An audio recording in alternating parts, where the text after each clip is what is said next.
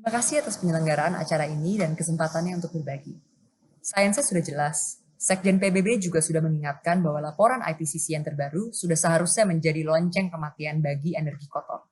Decarbonization bukanlah suatu pilihan, melainkan satu-satunya jalur yang memungkinkan kelangsungan hidup masyarakat Indonesia yang sangat rentan. Di tahun ini saja, hampir 6 juta masyarakat sudah harus mengungsi dan menderita akibat krisis iklim. Dan angka ini akan terus meningkat dengan pemanasan bumi yang terus bertambah selama kita belum mencapai net zero. IISR sendiri telah membuat arahan rencana untuk sektor energi untuk mencapai zero emission, bahkan bukan net zero, di tahun 2050. Dan angka ini bisa jauh dipercepat jika kita tidak mengadopsi asumsi penggunaan listrik berdasarkan business as usual yang sekarang saja sudah kelebihan pasokan 40-60%.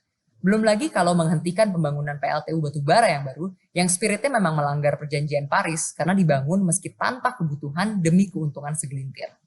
Tapi di luar itu semua, yang tidak kalah penting dalam menangani krisis iklim adalah untuk tidak menjalankan solusi palsu yang malah memperburuk situasi.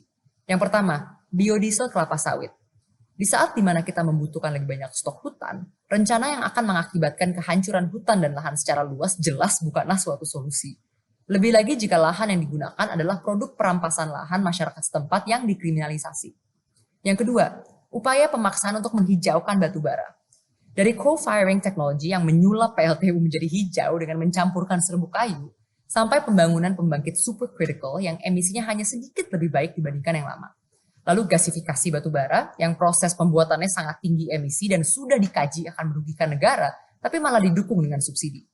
Dan terakhir, pencanangan carbon capture and storage technology untuk membersihkan batu bara, tapi teknologinya pun belum ada, dan harganya malah akan jadi jauh lebih tinggi dibandingkan energi bersih lainnya. Hal-hal seperti ini bukan hanya memperburuk krisis iklim, membuang waktu kita yang sudah tidak ada, tapi juga mengambil jatah dana yang seharusnya digunakan untuk menjalankan solusi yang sebenarnya. Memang jelas bahwa ini semua adalah pengaruh pemain industri tersebut yang sayangnya masih menguasai pembuatan kebijakan negara kita. Tapi perlu diingat bahwa business as usual bukanlah senario yang memungkinkan untuk terjadi. Krisis iklim akan terus memburuk, di mana tambang batu bara yang kebanjiran tidak akan bisa menghasilkan, dan perkebunan kelapa sawit yang dilanda kekeringan dan kebakaran juga tidak bisa tumbuh.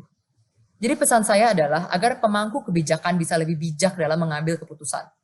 Lampauilah politik konflik kepentingan, beraksi sekarang juga untuk mencapai net zero secepat mungkin. Jalur yang diambil Indonesia hari ini bisa menyelamatkan atau membawa kita semua berlari ke jurang malapetaka. Dan kami anak cucu bangsa akan selamanya ingat pada keputusan yang diambil hari ini. Terima kasih atas kesempatan untuk berbagi, semoga pesannya dapat diterima dan diteruskan dengan baik.